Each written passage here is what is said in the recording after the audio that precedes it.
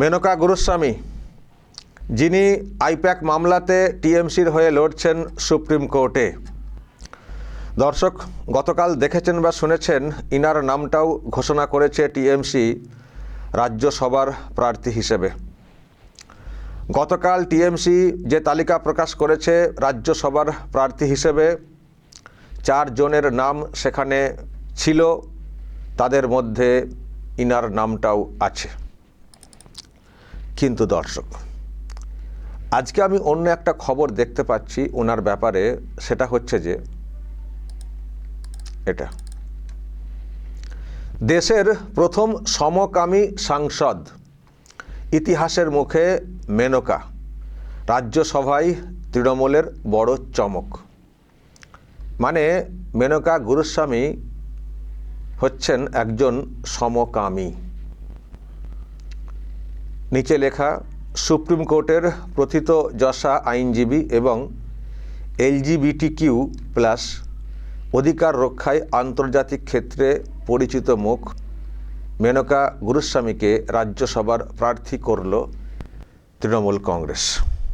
আমি এটা জানতাম না, সত্যি কথা। মেনকা গুরুস্বামী আইনজীবী, সুপ্রিম কোর্টের মামলা লড়েন, এবং আমি চিনতে শুরু করলাম অ্যাকচুয়ালি ওই আইপ্যাক মামলা থেকে। আইপ্যাক মামলাতে উনি খুব ফটর করছিলেন, কেন মুখ্যমন্ত্রীকে সম্মান দেওয়া হবে না, ওনার নাম ধরে কেন ডিরেক্টলি বলা হচ্ছে, উনি 3 বারের মুখ্যমন্ত্রী বলে আমি দেখছিলাম অনেক বলছিলেন। এই যে ভিডিওটা দেখছিলেন, এখানে অনেক কথা বলছিলেন যখন এই যে ইডির আইনজীবী মমতা ব্যানার্জি নামটা ধরে সওয়াল করছিলেন, তো তখন ইনি বলছিলেন যে উনি তো একজন মুখ্যমন্ত্রী, 3 বারের মুখ্যমন্ত্রী, আর ওনাকে সম্মান না দিয়ে শুধু ডিরেক্টলি নাম ধরা হচ্ছে বলে উনি খুব চিৎকার করছিলেন। তো ওই দিনই জানতে পেরেছিলাম যে ইনি হচ্ছেন মেনকা গুরুস্বামী। তো খুব বেশি স্টাডি ওনার ব্যাপারে আমার ছিল না। তো আজকে এই খবরটা দেখার পরে আমি একটু দেখছিলাম আরও সব রিপোর্ট, তো সেখান থেকে জানলাম যে হ্যাঁ, উনি সুপ্রিম কোর্টের একজন পরিচিত মুখ, আইনজীবী।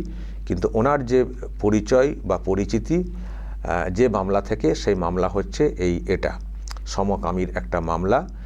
একটা ধারা ছিল সেই ব্রিটিশ আমল থেকে, 377, যে ধারাতে সমকামীকে অপরাধ বলে ধরা হতো, মানে সমকামী নিষিদ্ধ ছিল। তো ইনারা মামলাতে লড়ছিলেন, তো সেই মামলাতে জয় হয়েছে। 2018-তে সেই মামলাতে জয় হয়, এবং ওই যে ধারা 377, অর্থাৎ সমকামী যে নিষিদ্ধ, সেটা বিলুপ্ত করে দেওয়া হয়। তার মানে সমকামী এটা বৈধ হিসেবে গৃহীত হয় সংবিধানে কার্যত। তো এটাকে একটা বিরাট জয় হিসেবেই ওনারা বলেছিলেন, এবং ওনার সঙ্গে আরেকজন, যাকে কিনা ওনার জুটি বলা হয়ে থাকে, এই যে পাশে যার ছবি দেখছেন, তার নাম হচ্ছে, তিনিও আইনজীবী, ওনার নাম হচ্ছে অরুন্ধতী কার্জু। তো ওনারা বলেছিলেন যে এই যে লড়াই, এটা শুধু যারা সমকামী তাদের জন্য লড়েছি সেটা না, এটা আমাদের ব্যক্তিগত লড়াইও। এবং এই অরুন্ধতী কার্জু, উনি একটি মিডিয়াতে, CNN চ্যানেলে স্বীকার করেছিলেন যে উনি সমকামী। তো এই হচ্ছে ব্যাপার দর্শক। তার মানে ইনারা সব সমকামীর যে লড়াই, সেই লড়াই ওনারা অনেক দিন ধরে লড়েছেন, পরিচিতি লাভ করেছেন, এবং ওনাদের যে দাবিটা যে সমকামী এটা বৈধ হোক, এটাকে নিষিদ্ধ বলা যাবে না, এটা কোনো অপরাধ না, এটা আমরা করতেই পারি, মানে সমকামী এই বিষয়টাকে আমরা করতেই পারি। তো এটা ওনারা বলে আসছিলেন। তো মামলাতেও ওনারা লড়েছেন, যেটা আমি দেখছিলাম রিপোর্টে। তো ওনাদের জয় হয়েছে। তো এটাকে বিরাট করে একটা সেলিব্রেট ওনারা করেছিলেন, আর অনেকেই এটার প্রশংসা করেছিলেন যারা এগুলোকে সাপোর্ট করে থাকেন। তো এই হচ্ছে বিষয়। তো তার মানে যে খবরটা যেটা আমি বলছিলাম, যে সমকামী সাংসদ, মানে এই প্রথম সংসদে ইতিহাসের মুখে মেনকা, মানে এই প্রথম একজন যিনি সমকামী, তিনি পার্লামেন্টে যাচ্ছেন, রাজ্যসভার MP হতে চলেছেন। এখন যেহেতু এই যে ভোট, এটা নিশ্চিত জয়ের একটা ভোট, টিএমসির কাছে যে সংখ্যাটা আছে এখানে জয় হবেই, সুতরাং MP উনি হবেনই। তো সেটাই আর কি বলা হচ্ছে যে ইতিহাস, যে সমকামী একজন মানুষ তিনি রাজ্যসভাতে যাচ্ছেন, এমপি হচ্ছেন, টিএমসি সেই ইতিহাস রচনা করছে, এটাই আর কি বলার চেষ্টা হচ্ছে। তো দর্শক, এই হচ্ছে একটা নতুন খবর আমার কাছে, আবারও বলছি এটা আমার জানা ছিল না। তো এই খবরটা যেহেতু দেখলাম এবং তারপরে আমি দেখছি সোশ্যাল মিডিয়াতে অনেকে অনেক কথা বলছেন, সেগুলোও সব লক্ষ্য করলাম। তো এই আর কি, যারা আপনারা এখনও জানেন না, শোনেননি, তাদেরকেও জানাতে এলাম। এবার বলবেন যে এটাকে জানিয়ে কি হলো, আমাদের কি লাভ? লাভ লোকসান অত কিছু এরকম ভাবলে তো হয় না, কিন্তু একটা দল কাকে সাপোর্ট করছে, কাকে সাপোর্ট করছে না, সেটাও তো একটু জানতে হবে। আপনাদের সমর্থন থাকতে পারে, নাও পারে, কিন্তু একটা দলের কি অবস্থান, তারা কোন ভাবনা থেকে এগুলো করছে, কার ভাবনা থেকে এগুলো করছে, এগুলো তো একটু জানা দরকার। এখন দর্শক, এই যে সিদ্ধান্ত একজন সমকামীকে এমপি করা, টিএমসি করেছে, কিন্তু টিএমসিতে কার সিদ্ধান্ত, কে চেয়েছেন, এটাও তো একটা প্রশ্নের, যে একজন সমকামীকে ওখানে পাঠানো হচ্ছে। আর ইনাদের দলের আরও অনেক লোকজন আছেন যারা সমকামী না, তারাও অনেকে যোগ্য রাজ্যসভাতে প্রার্থী হওয়ার, কিন্তু তাদেরকে বাদ দিয়ে সমকামীকে প্রার্থী করা হচ্ছে। এটা কার সিদ্ধান্ত, কি মানে কেন এই সিদ্ধান্ত? এটা কি সমকামী সেকশনকে মানে একটা গুরুত্ব দেওয়া হলো, নাকি যারা করেছেন তিনি বা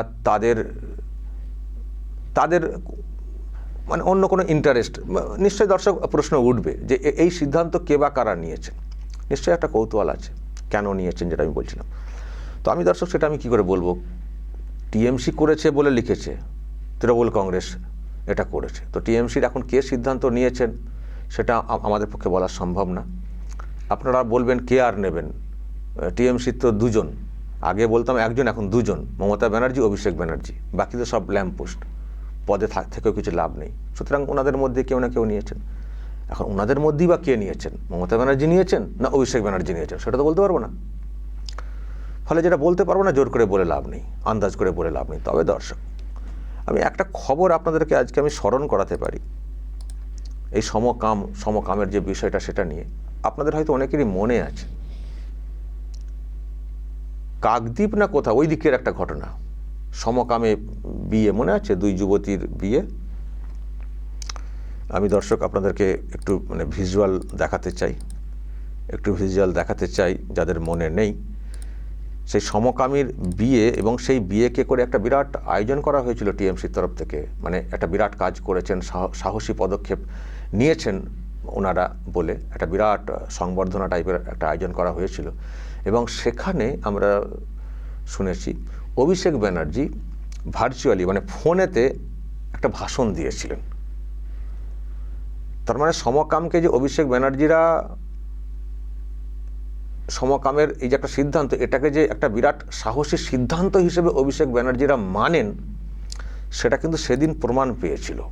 আমি দর্শক সেটা একটু দেখাতে পারি, তারপরে যদি আপনাদের কোনো আন্দাজ থাকে কে সিদ্ধান্ত নিয়েছেন, সেখান থেকে আপনারা বলতে পারবেন। হ্যাঁ, এই যে মনে আছে তো, একটা বিরাট করে আয়োজন। আচ্ছা, একটু দেখুন ওই ভিডিও, এবং অভিষেক ব্যানার্জি টেলিফোনে প্রকাশ্য সভাতে মানে কীভাবে বলেছিলেন, একটু দেখুন দর্শক, তারপর ব্যাখ্যাতে আসছি।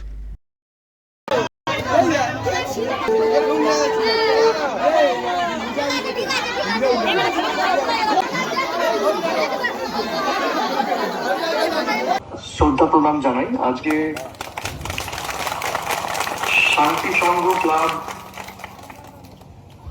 এবং প্রত্যেক গ্রামবাসী বৃন্দ, যাদের উদ্যোগে আজকে এই সংবর্ধনা সভা অনুষ্ঠিত হয়েছে,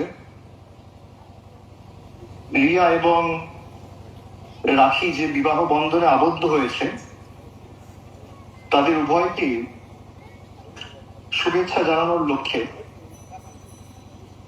আমার অত্যন্ত ভালো লেগেছে। আমাদের এই সুন্দরবনের মাটিতে আমি গত সপ্তাহে সূত্রে আমি জানতে পারি যে এই মাটিতে এক অনন্য ইতিহাস রচিত হয়েছে। রিয়া ও রাখি এই দুই সাহসী তরুণীদের উদ্দেশ্যে আমি আজ আমার অন্তরের অন্তঃস্থল থেকে শুভেচ্ছা শুভকামনা জানাই।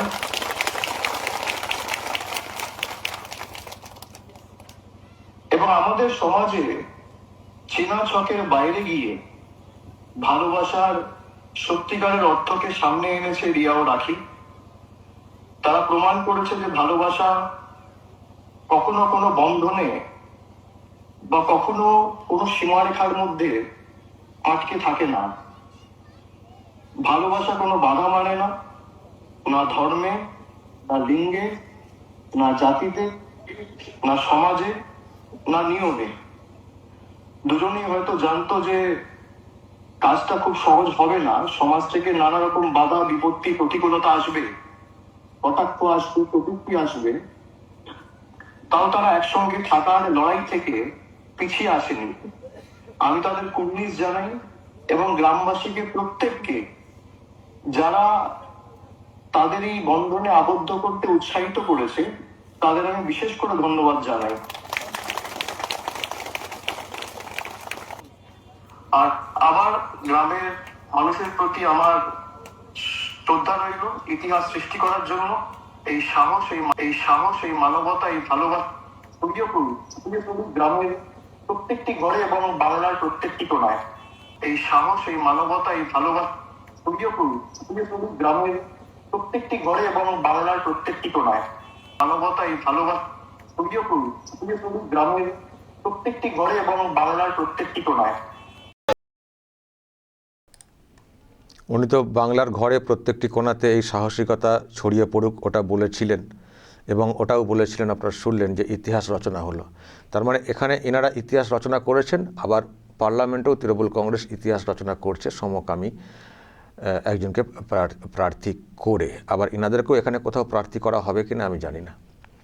তো এই হচ্ছে ব্যাপার দর্শক, এটা আমার মনে পড়ে গেছিল গেল আর কি ওই খবরটা দেখে, যে তার মানে অভিষেক ব্যানার্জি এটাকে সাহসী পদক্ষেপ, সাহসী সিদ্ধান্ত, বা এই যে ভালোবাসার বন্ধন কিছু লিঙ্গে আটকে থাকে না যে বিষয়টা, এটাতে উনি সমর্থন করেন। তো ফলে এই সিদ্ধান্তটা ওনারই সিদ্ধান্ত কিনা মেনকা গুরুস্বামীকে ওখানে পাঠানো, সেটা একটা প্রশ্ন তৈরি করে অবশ্যই। তবে টিএমসি যেটাকে সাপোর্ট করে এটা কিন্তু পরিষ্কার, কারণ এটাকে যেহেতু আমরা ওইভাবে দেখেছিলাম।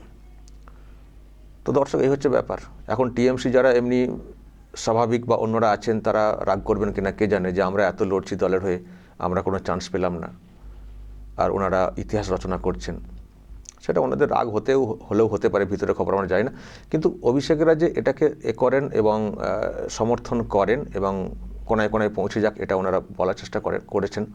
ফলে আমার মনে হয় অভিষেকের একটা বড় অবদান আছে আর কি এই সিদ্ধান্ত নেওয়ার ক্ষেত্রে। তার সঙ্গে আবার আইপ্যাক মামলাতে লড়ছেন। তো দর্শক বলবেন যদি এই নিয়ে আপনাদের কিছু বলার থাকে। অনেকে বলে থাকেন এই সমকাম এটা একটা বিকৃত মানসিকতা, আবার কেউ বলে থাকেন যে না, এটা নর্মাল, ন্যাচারাল, এটাকেও সম্মান দেওয়া উচিত। কেউ বিকৃত কাম বলেন, কেউ বলেন না এটা ন্যাচারাল।